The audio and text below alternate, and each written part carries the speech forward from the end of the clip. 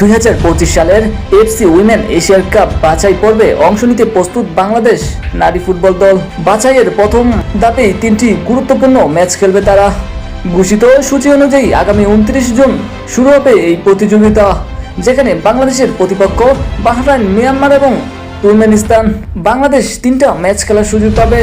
29 June প্রথম match খেলবে বাহরাইনের বিপক্ষে, 2 জুলাই দ্বিতীয় ম্যাচ মিয়ানমারের বিপক্ষে এবং সর্বশেষ ম্যাচ 5 জুলাই তুর্কমেনিস্তানের সাথে।